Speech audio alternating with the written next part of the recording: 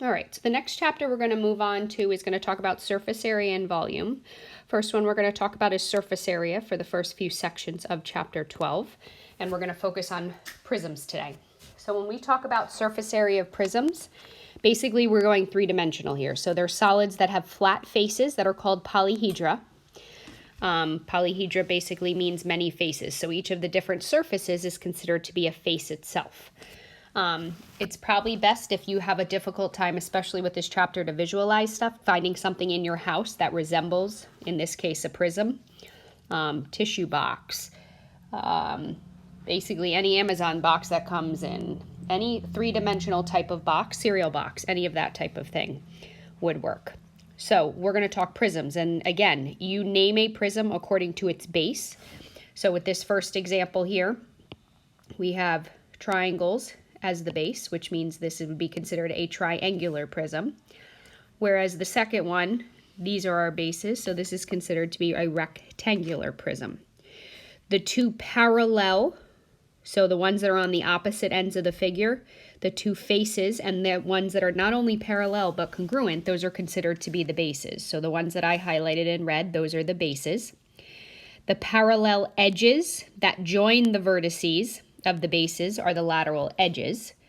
So those are the sharp things going from base to base.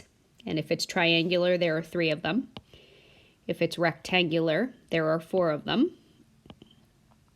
So those are considered to be the lateral edges. Here, let's color code up here. These guys are the bases.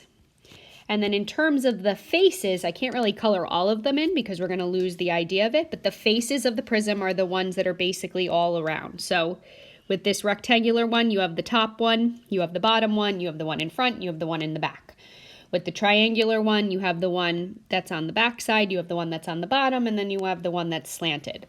And the number of faces that you have corresponds to how many sides the actual base of the prism has itself. All right, so let's dissect one of these a little bit. So if we look at this particular prism, we notice that first of all, well, the shape of the base is a triangle, okay? These are the two surfaces that are parallel to each other and they are on opposite ends of the figure, so they are called the bases. The lateral edges are the sharp corners that go from base to base, and then the faces are each of the individual surfaces. So this would be a triangular prism because the base is a triangle. And then again, make sure that you understand what a lateral face is, what a lateral edge is, and what a base is. The formula for determining lateral surface area, it's the sum of the areas of the lateral faces. So it does not have anything to do with the bases. It's basically if you took each individual face on the prism itself, everything in between the bases, you found each individual area and you added them up. That can be more difficult the more sides you have. So the nice part is they summarize that all into this formula right here. So the formula for lateral area of a prism is P times H. P stands for perimeter of the base. H stands for the height.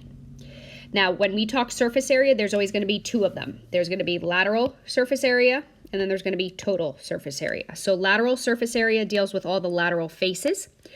Total surface area not only deals with the lateral faces, but it also is now going to add on the bases themselves. So when they say total surface area or total area, that is accounting for every single surface on the prism itself. If you were to pick it up and rotate it around, you count how many surfaces there are, and all of them put together makes the total surface area. So the lateral area formula is P times H. The surface area formula takes the lateral area formula, and then we're going to add 2 times B. Now, B, though, is the area of the base. It doesn't just stand for B for base. So lateral area was P times H, so we're going to sub that in, plus 2 times uppercase B, and uppercase B represents the area of the base itself.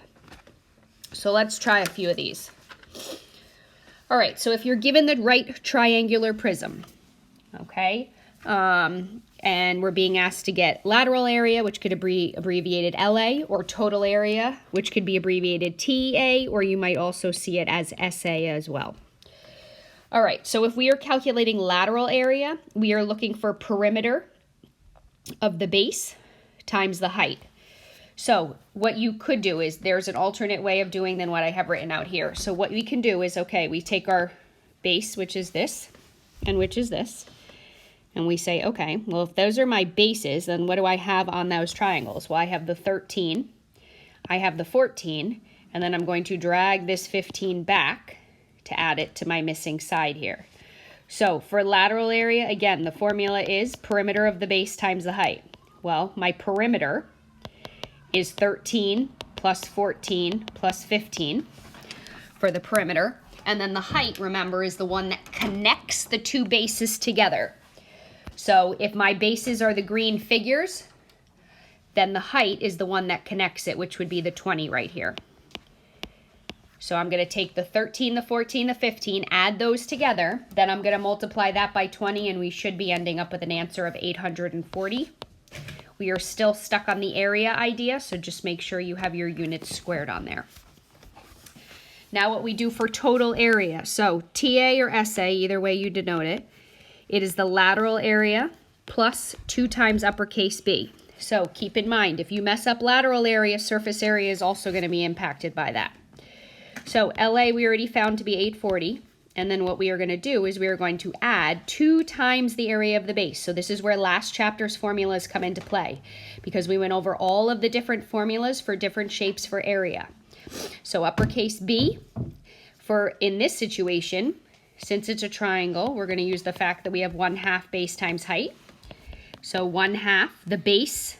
Now it's the base of the base. So we're focusing on the green shapes or the green triangles.